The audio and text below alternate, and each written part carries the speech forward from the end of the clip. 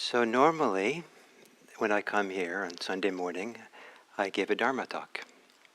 And part of the purpose of giving a Dharma talk is somehow to convey the Dharma. And if I don't have a Dharma talk on my heart, if I give a Dharma talk anyway, then I'm probably not going to convey the Dharma. The Dharma talk shouldn't be forced or be contrived or be... And so I think that the better way of conveying the Dharma today is just tell you I don't have a Dharma talk. And to use this time for your questions. And I'm happy to try to respond the best I can, and maybe in those wonderful exchanges that the Dharma will be born here at IMC. So, do any of you have anything you'd like to ask, or topic or something? And we can take some time to, if you think about it, you weren't prepared for this.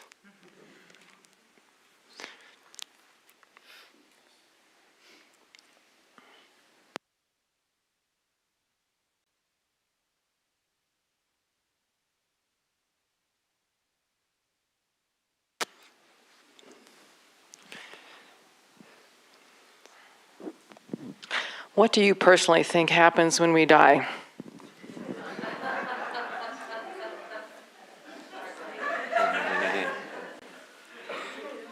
Yes, so I personally believe that if the dying goes well, so it's not too sudden or not too much pain or mental kind of chemistry changes, that if it goes well, that process is very much like the process of letting go in very deep meditation.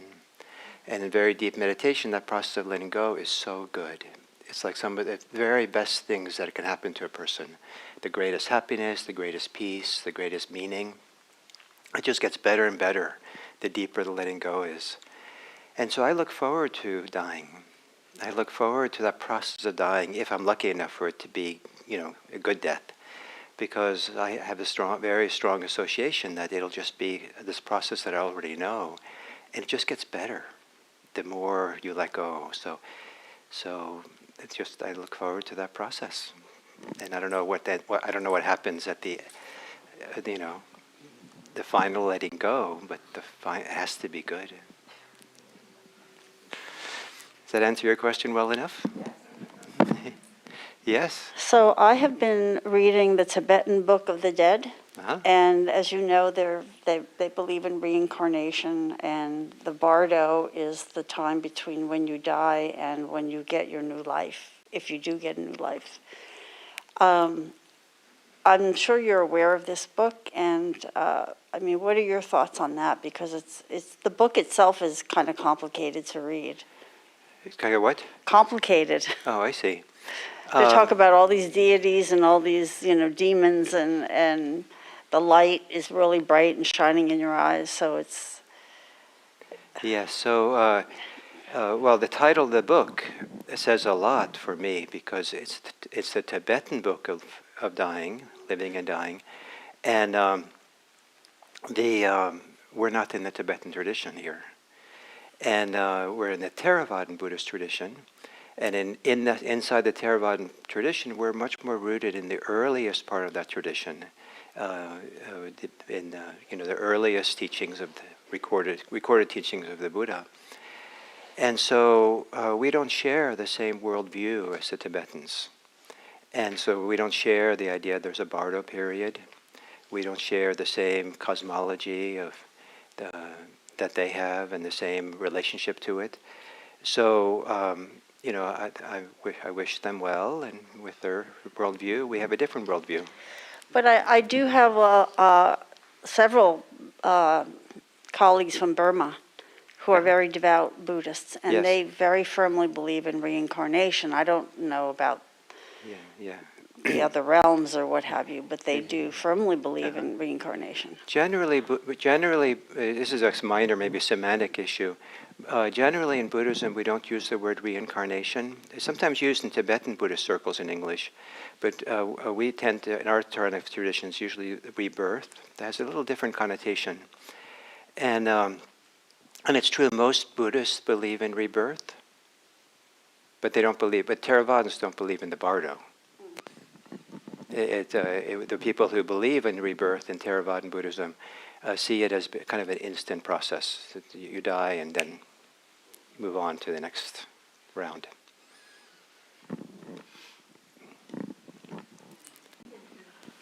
Oh, thank you. Okay, thank you. Hello. Oh, turn it off, okay. What's your name? My name is Pearson. Hi. Good to meet you.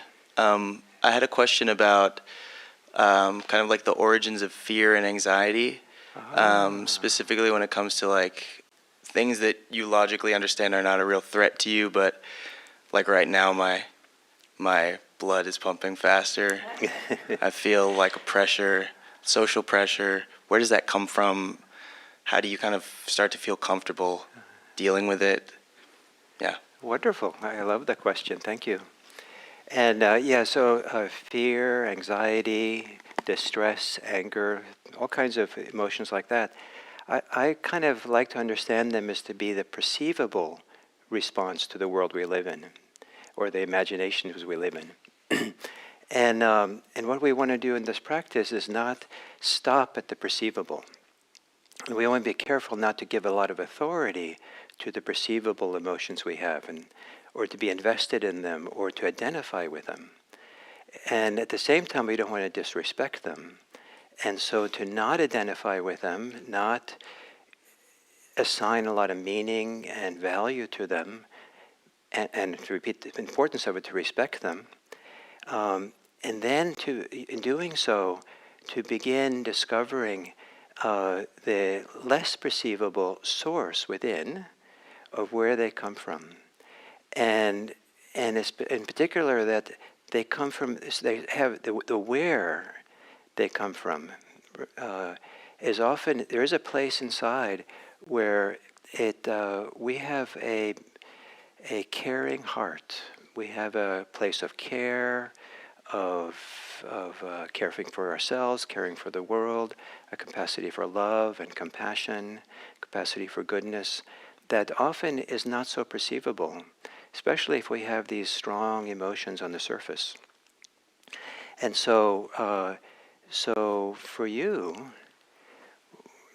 what sense, what experience do you have of that less perceivable source in you?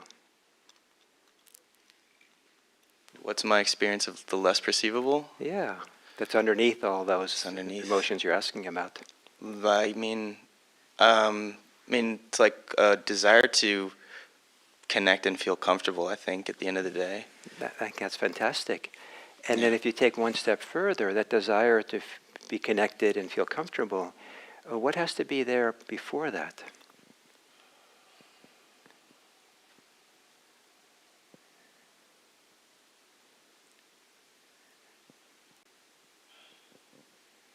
Yeah, I mean, I think I'm still rooted too fast and like trying to escape the pain that I don't know where the origin of it comes from.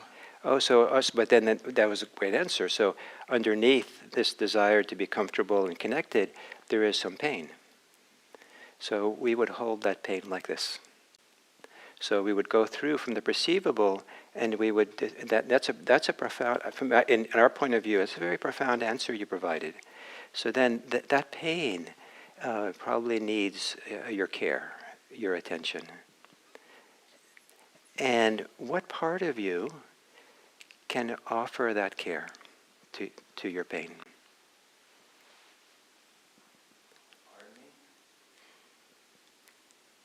And it's maybe not a what question, but I like very much how you've been wording this.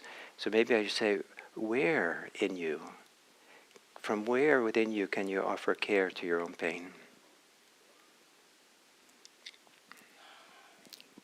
not to be corny, but from my heart. I mean, I guess from the center. I don't know, from the origin, Right. where I came from Uh-huh. before I was in pain. I guess I don't know. Wonderful. So from my point of view, these are profound answers you provided for your own question. And so that's that's the where that you're asking about, what's underneath it all.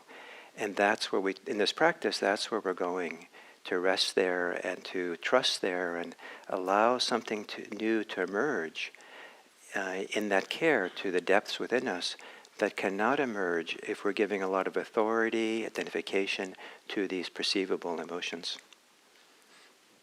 Thank you. Thank you. I hope it was okay to do this with you, ask these questions. Yeah, absolutely. I appreciate it. Thank you. Thank you.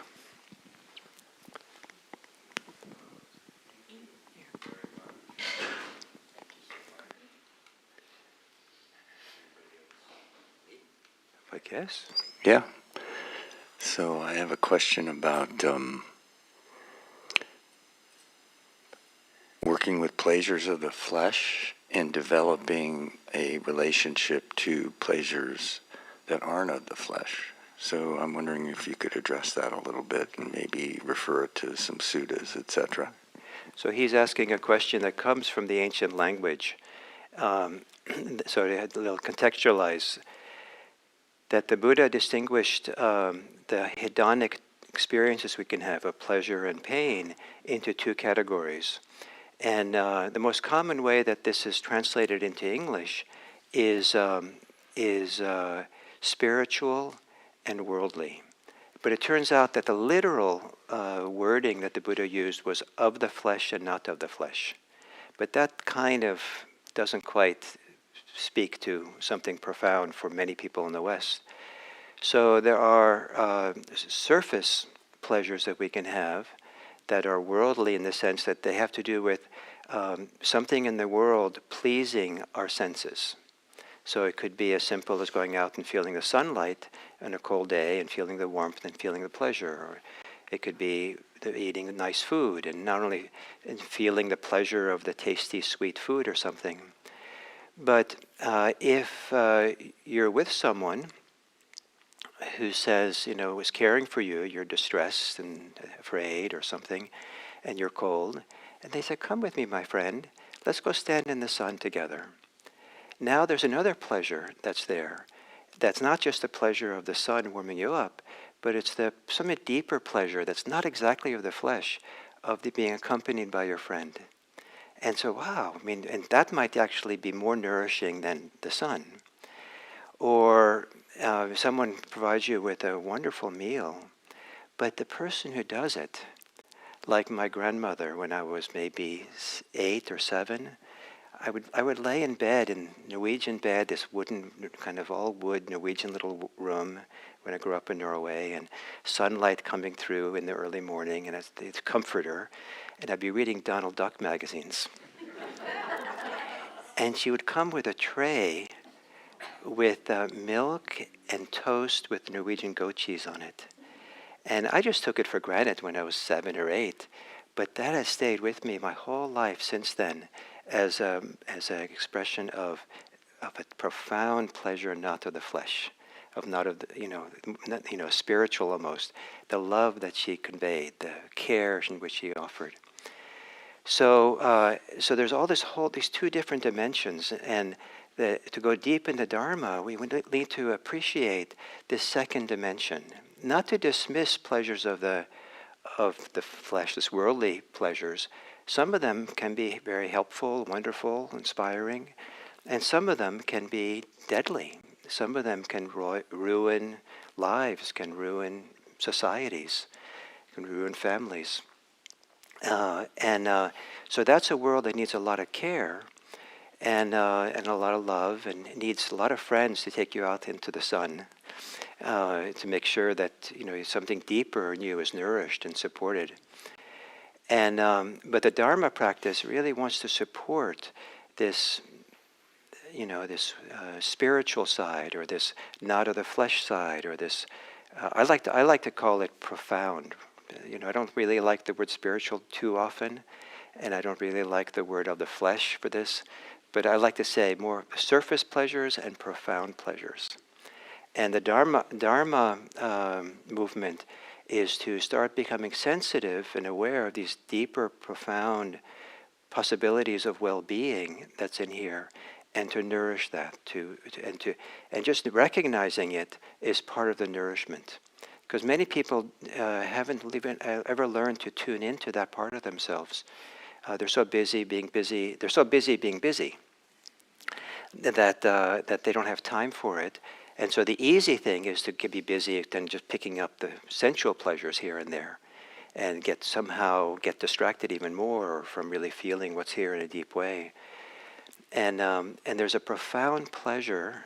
I don't know if pleasure is the right word, but profound rightness in feeling our life from this deep inner place, that even if it's pain, it just feels so right. Now I'm with the truth. And then as we begin sensitive to this deeper place of feeling and sensing the profundity, then to start, when it's there, start recognizing the goodness that's there, the well-being that's there, so that can grow.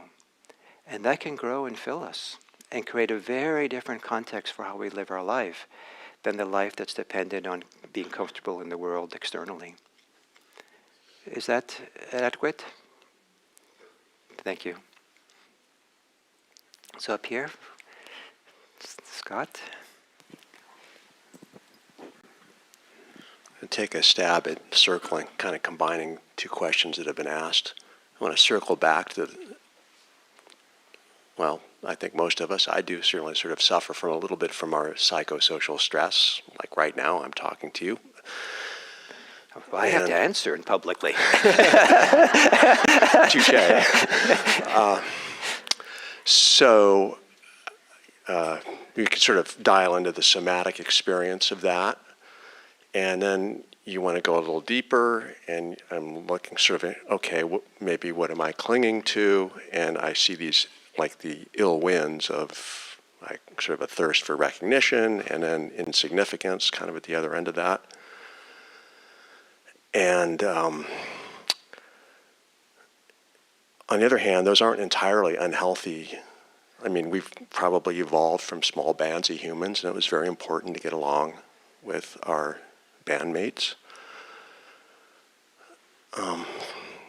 So are you sort of suggesting for the last answer with Richard that we sort of befriend a little bit, even that discomfort in the sense? Absolutely. We should be befriending everything.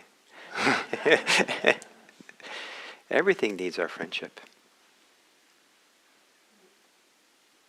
Everyone needs. Okay, so in a way, maybe just like our reaction to this discomfort is really just piling. It's not helpful, or Right. Yeah, it's making it much worse or Well, not useful. I don't. So, yes, I could say yes to what you just said, but I would be reluctant to live in a world where that's the response. I would just be ready to to meet everything with care, with love, with friendship, whatever it might be.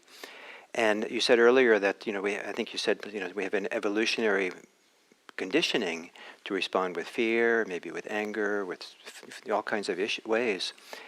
And yes, that's true. The problem becomes, and again, you said at the beginning, the clinging to it. Or I said earlier, the identification with it, or the granting it authority. We do all kinds of extra things we lay on top of it. And I don't know if some of you have seen this, I thought a wonderful movie called, I think it's called The Perfect Day, or Perfect Day. I think it's Perfect Days, right? Plural, right? Perfect Days. And it's a movie about cleaning toilets in Japan.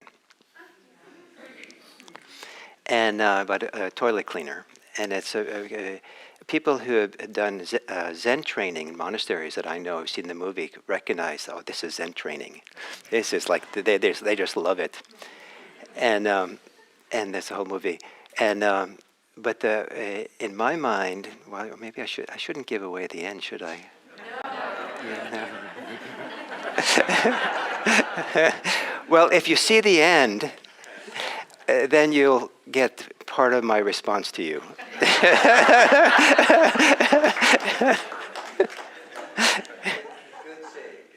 That movie had been recommended to me.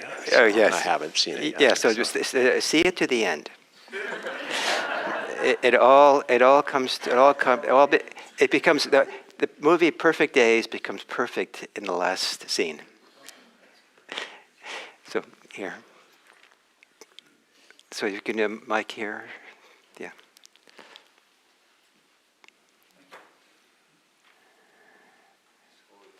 Thank you.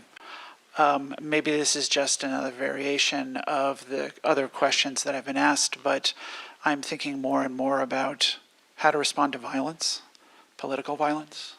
I was just somewhere recently where someone had a different political perspective, and they were forcing it on me. And I felt fear. Of course. I felt fear for my family. Of course. Of course. How do I both respond with love and with safety? Of course. You know who John Lewis is? Was? John Lewis had a lot of reasons to be afraid. Growing up as he did in the South, the time he did. I think that he got beat up 3 times, maybe more, in his efforts to change the violent, segregated South. There's a beautiful story, I think, of he was in a bus stop and the members of the Ku Klux Klan came, and of course he had reasons to be afraid when they showed up. He was doing a nonviolent civil disobedience, and one of them beat him up in 1961. In 2009, the man, Elwyn Wilson, came to the office, his office. He was a congressman, so he came to his office in Washington, D.C.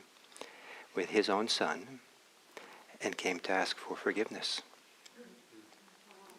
It took 48 years for John Lewis's willingness to stand there and love rather than succumb to his fear to change this man's heart. It's quite phenomenal. And John Lewis then went on in 1963, I think, to do the march from Montgomery to Selma.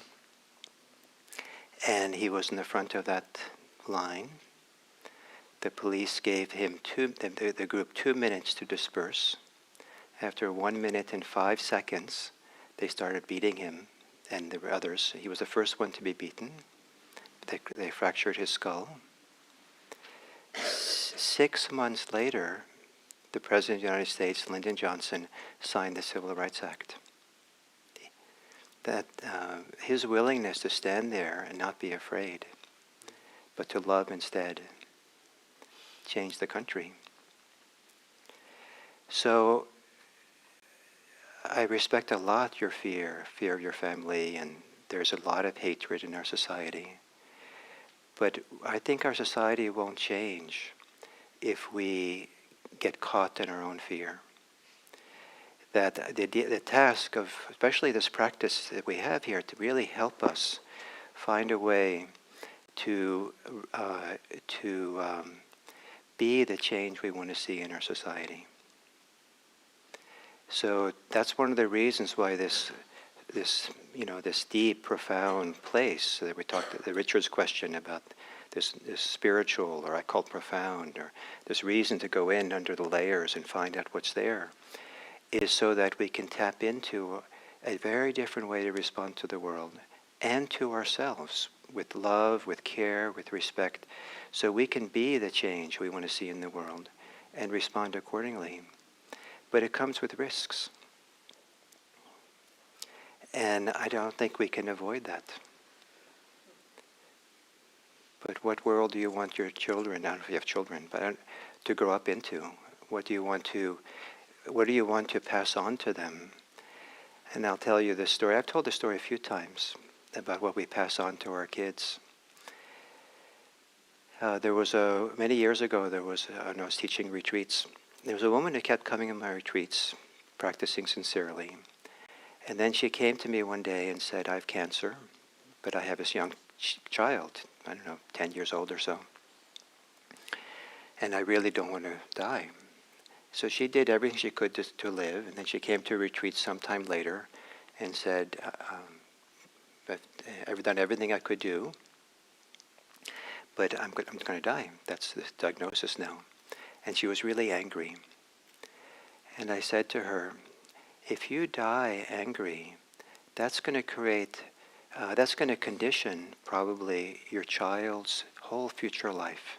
The child's going to see that the response of anger is a response which, around this fear, anger, is really going to be, a message about what it's like to live as a human being in this world.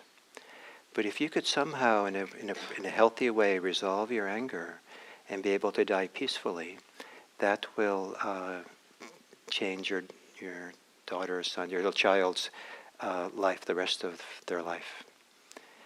And then at some point after the woman died, the husband called me and said that she had died. And when she died, both her and he and the child were there. And they both went out into the garden and got a flower and came back in and put it on her chest. And when I heard that little vignette, I thought, okay, she died peacefully. So how you live with this world that's so difficult and so much risk and fear, there's I hope, a loving challenge to you, that not from me, but from your own heart, to meet it in a different way, and find a way to do that courageously. Is that an okay answer? You want to answer? I want to respect the question. Do you want to ask anything more, or? Thank you.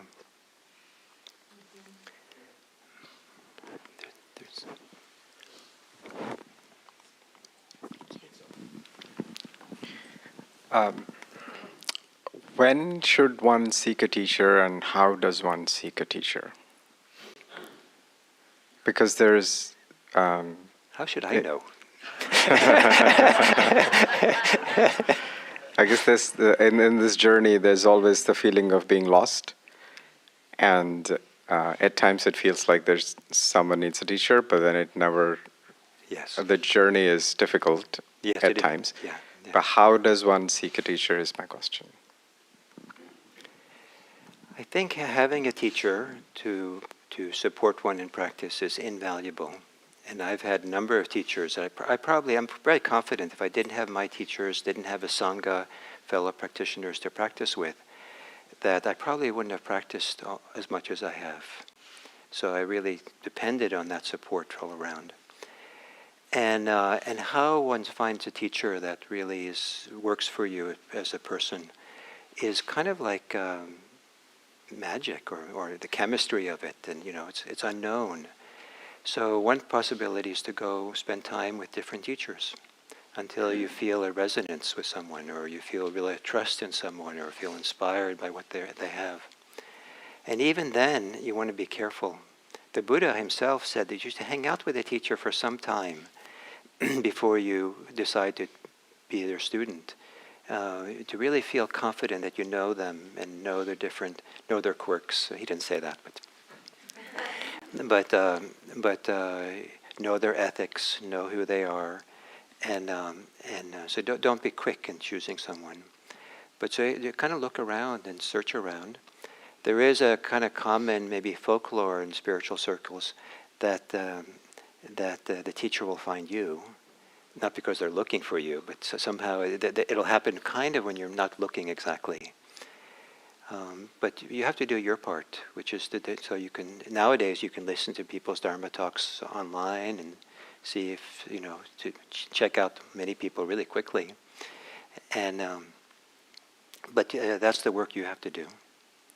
And then when you find someone that you feel some resonance with, in some spiritual circles, some Buddhist circles, you have to have a certain amount of healthy assertiveness to go and ask the teacher how they're available, or are they available, or what does it mean to be a student for you? If I want to study with you, what does it mean to study with you? How does that work? and different teachers will have different answers, and you can hear the answers. I'm causing trouble for myself now. When they hear the answer, then that helps you understand also if this is the right person for you. Is this an okay answer? Thank you. So now here.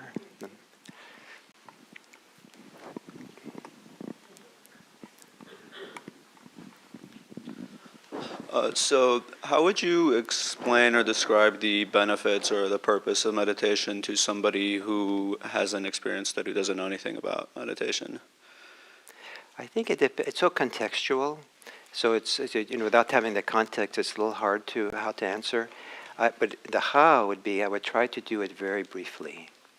I would try to say something that's memorable to them, and so not to go into a whole treatise and bring out the clinical studies and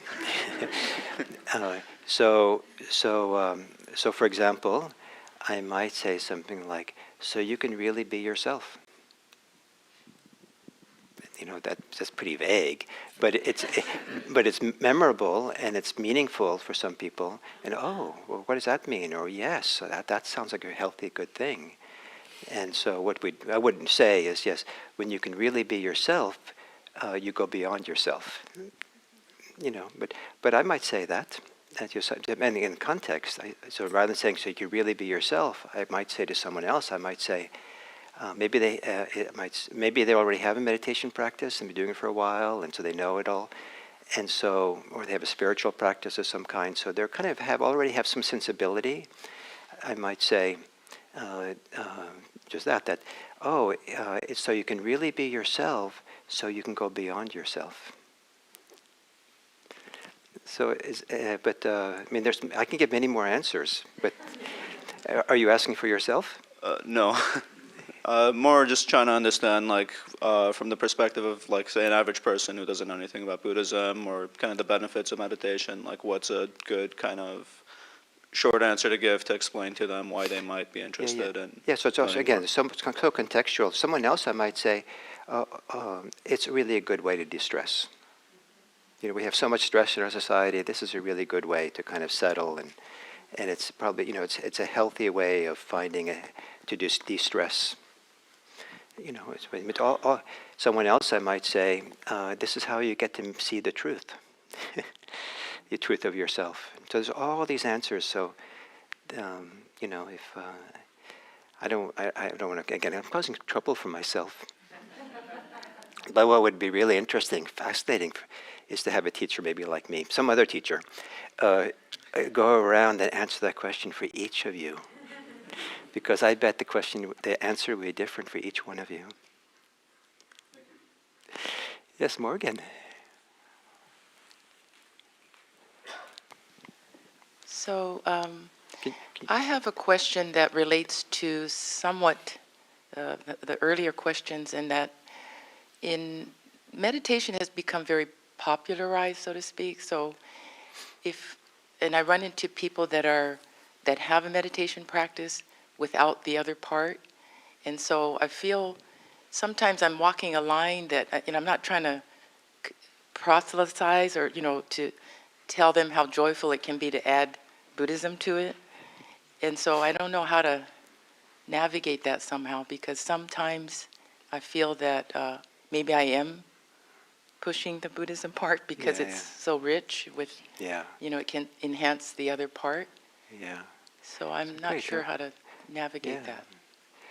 Well, I will answer your question, but I just want to first say that I love that you're asking the question, because I think it comes from some place deep in you. And would you ever mind saying something about that depth? Why I'm asking the question? Yeah. Well, because when we talk about the Sangha in the Buddhist circles, and so I find that I enjoy the friendships more when I can learn from them too. So some of my friends become my teachers when they're rooted in the same practice that I have. Great. But I like to be open, and when I'm talking to people about, recently I've had a new friend that started to meditate, and she likes it. She's in France, and she has been following on YouTube. So I'm not sure when or if I should even talk about the other side. Yes, yes. Because I don't want to turn her off from the meditation.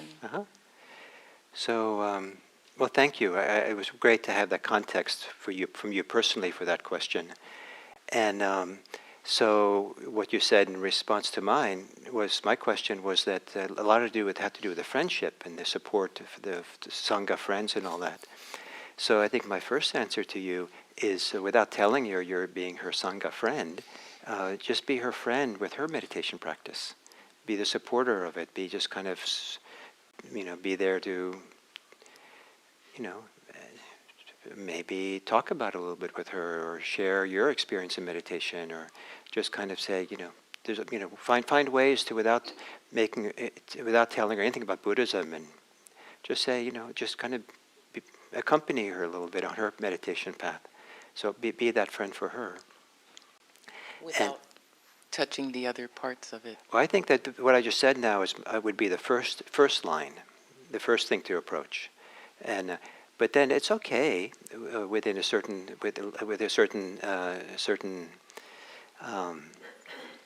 simplicity to say something like, I see you're meditating some and listening to the talk some, and I found so much value to be in the Sangha, to have other Dharma friends to share this practice with. If you'd like to come with me to IMC one day, or let's go together. So you're giving her the message, but you're doing it in such a way that you're not poking her at it with it. You're not like telling her that she should, but you're saying, this is what I found useful, and here, it's available to you, and if you'd like to come with me, I'll happy to go with you. So keep it really simple, and that's enough.